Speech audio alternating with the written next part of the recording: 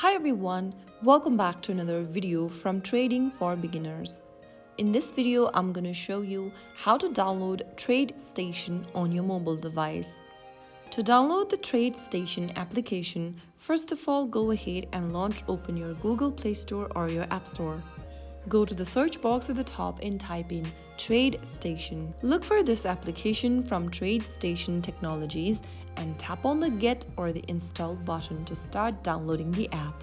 Wait for a couple of minutes and you will then be able to install the app on your device. Once the installation is completed, tap on the Open button, and that's how you easily download TradeStation on your mobile device in just a couple of steps.